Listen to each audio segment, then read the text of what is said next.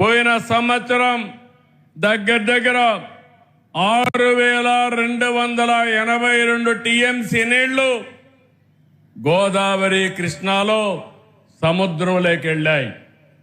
గోదావరిలో నీళ్లు పుష్కరంగా ఉన్నాయి.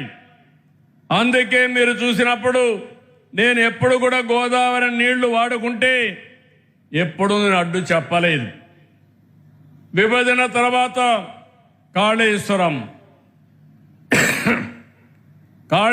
ప్రాజెక్టు కట్టినప్పుడు గోదావరి పైన ఎన్ని ప్రాజెక్టులు కట్టినా పర్వాలేదు, మనకు నీళ్లు వస్తాయనే ఉద్దేశంతో నేను ముందుకెళ్ళాను. గడిచిన 40 సంవత్సరాల్లో 3,000 టీఎంసీ నీళ్లు గోదావరి నుంచి సముద్రం లేకపోతున్నాయి. పోలవరం ప్రాజెక్టు పూర్తవుతుంది. కృష్ణా గోదావరి అనుసంధానం జరుగుతుంది. నా జీవితంలో ఒకటే కోరిక, ప్రపంచంలో తక్కువ నీటి వినియోగం చేసే దేశం భారతదేశం. ఎన్నో సంవత్సరాలుగా పోరాడుతున్నా, ఎన్నో సంవత్సరాలుగా ప్రయత్నం చేస్తున్నా, గంగా కావేరి కలవాలి, దేశంలో నీటి సమస్య పూర్తిగా పరిష్కారం కావాలనేది నా అభీష్టమని మరొక్కసారి మీ అందరికీ విజ్ఞప్తి చేస్తున్నాను.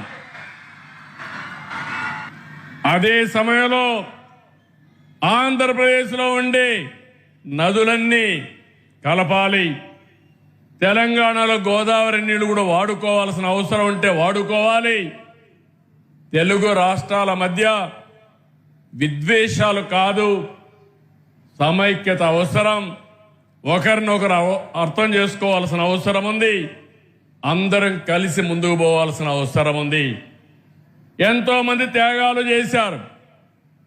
ఇది రాజకీయ వేదిక కాదు కాబట్టి నేను అన్ని విషయాలు మాట్లాడను. ఐక్యత వరకే ఇక్కడ మాట్లాడతాను. మిగిలిన విషయాలన్నీ బయట చెప్తాను.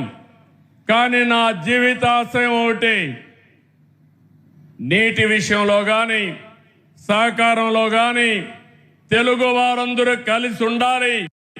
ప్రపంచంలో ఎక్కడున్నా మనల్ని గుర్తించేది ఏకైక భాష, అది తెలుగు భాష.